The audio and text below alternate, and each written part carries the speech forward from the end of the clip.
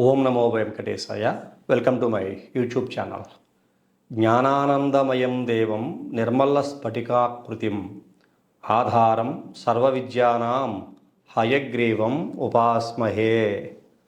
సమస్తమైన విద్యలకి కూడా మూలాధార పురుషుడిగా ఉండేటువంటి ఆ లక్ష్మీ హయగ్రీవ స్వామి వారికి ప్రణమిల్లుతూ ఈనాటి కార్యక్రమాన్ని ప్రారంభం చేసుకుందాం. తమ్నైల్ చూడగానే మీ అందరికీ కూడా ఒక సందేహం కూడా వచ్చి ఉండాలి. తెలుసున్న వాళ్ళకి పెద్దగా ఇబ్బంది ఏమి ఉండదు. ఈ చెరువులో స్నానం చేస్తే సమస్తమైన శనిదోషాలు తొలగిపోతాయా అని అంటే అవుననే చెప్తూనే శాస్త్రాలు. ఒక చిన్న విషయం మీకు తెలియజేయాలి. దేవతలు మనుషులని శపిస్తారా అని ఒక ప్రశ్న వేసుకుంటే శపిస్తారు. ఖచ్చితంగా శపించారు, శపిస్తారు కూడా. దానికి చాలా ఉదాహరణలతో పాటుగా యథార్థంగా జరిగిన సంఘటనలు చాలా ఉన్నాయి. దేవతలు అంటే ఇక్కడ మనం దేవేంద్రుడు, దేవతలకి రాజు, భగవంతుడు కాదు, దేవతలకి రాజు దేవేంద్రుడు. ఈ దేవేంద్రుడి దగ్గర అష్టదిక్పాలకులు, నవగ్రహాలు, అలాగే యక్షులు, కిన్నెరులు, కింపిరుషాదులు. ఈ దేవేంద్రుడు అనేక దేవతలకి అధిపతిగా రాజుగా ఉన్నాడు. మరి ఇలాంటి దేవేంద్రుడు కూడా కామంతో కళ్ళు మూసుకుపోయి భూలోకానికి వచ్చి భూలోకంలో ఉండేటువంటి అందగత్తెలుగా పుట్టిన ఆడవాళ్ళను చూసి మోహించి తన యొక్క వికృతమైన చేష్టలు చేసిన సందర్భాలు మనం చాలానే చూసాం. అంటే చూడడం అంటే మన యొక్క పురాణాల ద్వారా తెలుసుకున్నాం. మరి అలాంటి సంఘటన ఇది కూడా. నలుడు దమయంతి. దమయంతి భీమసేనుని యొక్క కుమార్తె. ఆమె చాలా అపురూప సౌందర్యవతి. ఆమె సౌందర్యానికి చాలా అందరూ కూడా మోహించారు. దేవతలందరూ కూడా ఆమెను వివాహం చేసుకోవడానికి మోహించి స్వయంవరం ప్రకటిస్తే నలుడు కూడా ఆ స్వయంవరానికి వెళితే ఆ దమయంతి నలుణ్ణి చూసి మోహించి అంతకుముందే వాళ్ళ ఇద్దరి మధ్యన కూడా పావురము ద్వారా ప్రేమలేఖలు పంచుకుని ప్రేమ వివాహమే నలుడిది దమయంతిది కూడా. అలాంటి నలుణ్ణి పసిగట్టి నలుణ్ణి పెళ్లి చేసుకుంటుంది. నలుణ్ణి పెళ్లి చేసుకుంది. దేవతలు మేమందరం నీ స్వయంవరానికి వచ్చావు, మమ్మల్ని నువ్వు వివాహం ఆడవా అని చెప్పేసి అని ఆ దేవతలు దమయంతిని శపించి వాళ్ళేమీ చేయలేక ఈమె యొక్క పాతివ్రత్యానికి శనీశ్వరుని ఉసుగొలుపుతారు. వీళ్ళ దాంపత్యము వాళ్ళు భయంకరమైన కష్టాలు పడేలాగా చెయ్యి అని చెప్పేసి అని. మరి ఆ శనీశ్వరుడు ఈ నరుడు దమయంతి మీద పగబట్టి అనేక కష్టాలు పాలు చేస్తాడు. రాజ్యం పోతుంది, భార్య కూడా విడిపోతుంది. నలుడు అనేక కష్టాలు పడుతూ దేశయాటన చేస్తూ చేస్తూ ఈ తమిళనాడులో ఉన్నటువంటి తిరునల్లార్ అనేటువంటి ప్రదేశంలో చాలా అద్భుతమైన క్షేత్రానికి వస్తాడు. దర్భారణ్యేశ్వర స్వామిగా పిలవడేటువంటి శివుని యొక్క ఆలయానికి వస్తాడు. అక్కడ ఒక కోనేరు ఉంటుంది. ఆ కోనేటిలో నలమహారాజు స్నానము చేసిన వెంటనే, అదే చెరువుగా మీకు తమ్నైల్లో పెట్టాను, ఈ యొక్క నలమహారాజు గారు ఆ కోనేటిలో స్నానం చేసిన వెంటనే శనీశ్వరుడికి చెందినటువంటి సమస్తమైన దోషాలు కూడా తొలగిపోయి పూర్వం పోయినటువంటి రాజ్యం కూడా సంప్రాప్తించి భార్య కూడా తనను చేరి సమస్తమైన సిరి సంపదలు సుఖ సంతోషాలతో జీవించాలని చెప్పని నలమహారాజు యొక్క చరిత్ర మనకి చెబుతోంది. ఈ దర్భారణ్యేశ్వర స్వామి దేవాలయంలో శనీశ్వరుని మహిమలు పని చెయ్యవు అని చెప్పేసి సాక్షాత్తు పరమేశ్వరుడే శనీశ్వరుని శపించాడు. నీ మహిమలు కానీ నీ యొక్క ప్రతాపం కానీ నా దగ్గర పనికిరాదు అని చెప్పేసి. ఇలా స్టోరీ చెప్పుకుంటూ పోతే చాలా పెద్దగా ఉంటుంది. ఇంతకీ విషయం ఏమిటంటే, ఈ దర్భారణ్యేశ్వర స్వామి ఆలయం తిరునల్లారులో ఉంది. 2 నదుల యొక్క మధ్యన ఉంటుంది. ఈ తిరునల్లారు దర్భారణ్య స్వామి యొక్క ఆలయం, శివాలయం. ఆ శివాలయంలో శనీశ్వరుడు కాపలాదారుగా, ద్వారం దగ్గర కాపలాదారుగా ఉంటాడు. ఇది చాలా ప్రత్యేకమైనటువంటి పరిస్థితి. ఇలాంటి దేవాలయం మనకి భారతదేశం మొత్తంలో ఎక్కడా కూడా కనిపించదు. మీరు గూగుల్ చేయొచ్చు. ఈ దర్భారణ్యేశ్వర స్వామి యొక్క ఆలయం గురించి తిరునల్లారు శనీశ్వర ఆలయం కొడితే మీకు గూగుల్లో చాలా మ్యాటర్ అంతా వస్తుంది. యూట్యూబ్లో చాలా ప్రోగ్రామ్స్ కూడా ఉంటాయి.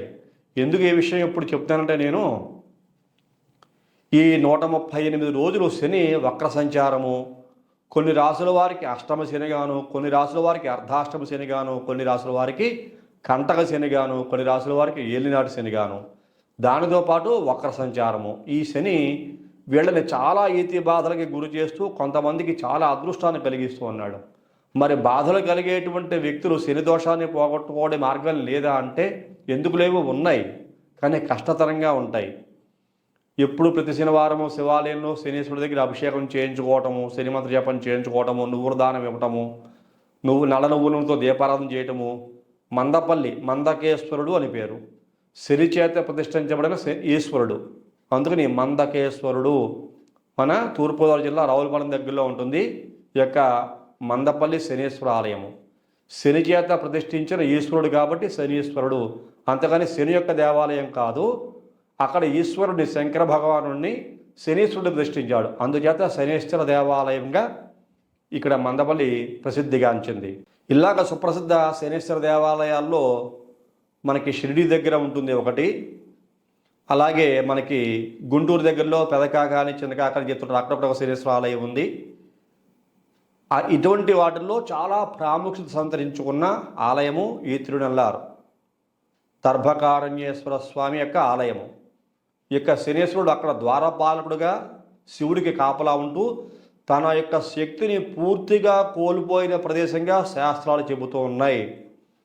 అందుకు పరమేశ్వరుడు ఆ యొక్క శనీశ్వరుడికి ఒక వరాన్ని ఇచ్చాడు. నన్ను దర్శించుకోవడానికన్నా ముందు నిన్ను దర్శించుకున్న తర్వాత నా దర్శనానికి వస్తారు అని చెప్పేసిన వరాన్ని ఇచ్చిన కారణం చేత ద్వారపాలకుడిగా శనీశ్వరుడు ఈ దర్భకారణ్యేశ్వర స్వామి ఆలయంలో తిరునల్లారు దేవాలయంలో దర్శనమిస్తూ ఉంటాడు. అక్కడ బంగారు కాకిని ఊరేగిస్తూ ఉంటారు, శనీశ్వరుడిని బంగారు కాకి మీద పెట్టి. ఎందువల్ల అంటే ప్రతి 2.5 సంవత్సరాలకి కూడా శని తన యొక్క రాశిని మార్చుకుంటూ ఉంటాడు. 30 నెలలకి ఒకసారి. ఈ 30 నెలలకి ఒకసారి రాశి ఒక రాశిలోంచి మరి ఒక రాశిలోకి మారేటువంటి సందర్భంలో శనీశ్వరుడికి విశేషమైన పూజలు హోమాలు చేసి అక్కడ బంగారు కాకి మీద శనీశ్వరుని ఊరేగింపుగా చేస్తారు. అక్కడ ప్రత్యేకత. మరి ఓపిక శ్రద్ధ కలిగిన వారు ఈ తిరునల్లారు ఈ దర్భకారణ్యేశ్వర స్వామి యొక్క ఆలయంలోకి వెళ్ళి అక్కడ కోనేటిలో స్నానం చేస్తే శనికి సంబంధించినటువంటి సమస్తమైన దోషాలు తొలగిపోతాయి అని మనకి శాస్త్రాల ద్వారా తెలియజేయబడుతోంది. నలమహారాజు కూడా శనీశ్వరుడి చేత బాధింపబడుతూ ఈ యొక్క దేవాలయంలో ఉండే కోనేరుకే వచ్చి స్నానం చేసి సమస్తమైన దోషాలు తొలగించుకుని తన పూర్వ వైభవం కన్నా మించిన అద్భుతమైన వైభవాన్ని పొందాడని చెప్పిన మనకి పురాణాల ద్వారా చక్కగా మనకి విశదీకరించబడింది, తెలియజేయబడింది.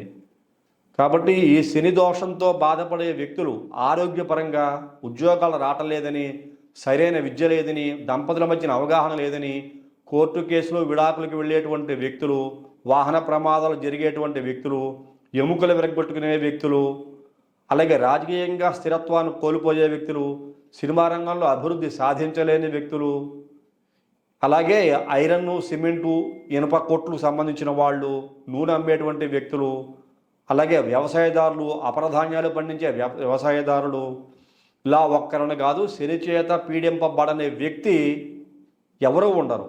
పుట్టిన ప్రతి మనిషి శని చేత పీడింపబడవలసిందే ఏదో ఒక సమయం సందర్భంలో. అది అష్టమ శనిగాను, అర్ధాష్టమ శనిగానో, ఏలినాడు శనిగాను, కంటక శనిగాను, శని మహాదశలోనో, శని అంతర్దశగానో మీకు ఏదో ఒక రూపంలో శని బాధిస్తూనే ఉంటాడు. ఆ బాధించినప్పుడు ఈ 12 రాసుల్లో ఉండేటువంటి వ్యక్తులు అనేక రకాల కష్టాలకి, సమస్యలకి, పూర్వజన్మ కర్మఫలాన్ని బట్టి వాళ్ళు అనుభవిస్తూ ఉంటారు. మరి మా పిల్లలకి పెళ్ళిళ్ళు కావట్లేదండి, చాలా సంబంధాలు వస్తున్నాయి, చూస్తూనే ఉంటారు. వాళ్ళకి శని దోషం కూడా ఉంటుంది. దాంపత్యానుకూలత లేదండి, మా భార్య అలాగే భర్తలు కలిసి ఉండట్లేదు, అబ్బాయి కోడలు కలిసి ఉంటుంది, లేకపోతే నా కూతురు వాళ్ళు కలిసి ఉంటుంది అని చెప్తారు. దానికి కూడా శని దోషం ఉంటుంది. మా అమ్మాయి చదువు బాగా చదువుకుంది, అబ్బాయి బాగా చదువుకున్నాడు, ఉద్యోగాలు రావట్లేదంటారు, దానికి శని దోషం ఉంటుంది. పోలీసు రంగంలో ఉద్యోగం చేస్తూ అవమానాలు, అనేక రకాల సమస్యలు ఎదురవుతూ ఉంటాయి, దానికి శని సమస్య ఉంటుంది. ఇలా ఒకటని కాదు, ప్రతి రంగంలో ఉండేటువంటి వారికి, ముఖ్యంగా ఇనుముకి సంబంధించిన వ్యాపారులు చాలా ముఖ్యంగా శని చేత ప్రభావితం అవుతూ ఉంటారు. కాబట్టి ఈ తిరునల్లారు శనీశ్వర క్షేత్రానికి వెళ్ళగలిగిన వారు వెళ్ళి అక్కడ కోనేటిలో స్నానం చేసి ఈ దర్భకారణ్యేశ్వర స్వామి యొక్క ఆలయంలో ముందుగా శనేశ్వరుడు దర్శనం చేసుకుని అక్కడ నల్ల నువ్వులతో శనేశ్వరుడి దగ్గర దీపారాధన చేసుకుని తర్వాత పరమేశ్వరుడు దర్శించుకుని అభిషేకము పూజ చేయించుకుంటే కనుక అక్కడ శనికి సంబంధించినటువంటి పవర్స్ ఏవి ఉండవు. పవర్లెస్ శని, ఆ ఆలయంలో ఉండేటువంటి శని పవర్లెస్, ఎలాంటి శక్తి తనకు ఉండదు. శక్తిహీనుడిగా ఉండేటువంటి శని యొక్క దేవాలయము తిరునల్లారు దేవాలయం మాత్రమే. అక్కడ శనికి ఒక ప్రత్యేకత ఉంది. శని ఆ ఆలయంలో అభయాన్ని ఇస్తూ ఉంటాడు. అభయముద్రలో ఈ రకంగా అభయముద్రలో ఉండేటువంటి శనీశ్వరుడు దేశం మొత్తంలో తిరునల్లారు దేవాలయంలో మాత్రమే కనిపిస్తాడు మనకి. ఇంకా ఎక్కడా శనీశ్వరుడు యొక్క ఆలయము అభయం ఇస్తూ ఉండదు. శని చేత ప్రతిష్ఠ చేయబడిన శివాలయాలు మాత్రమే మనం దర్శనం చేసుకుంటూ ఉంటాం. అదే శనీశ్వర ఆలయంగా అభిషేకాలు చేసుకుంటూ ఉంటాం. ప్రత్యక్ష శనీశ్వరుడుగా ఉండేటువంటి అభయప్రదాతగా ఉండేటువంటి శనీశ్వరుడికే, డైరెక్ట్ శని భగవానుడికే ఎక్కడా మనం పూజలు చేయటం లేదు. అది ఒక్క తిరునల్లారులో మాత్రమే ఉంది.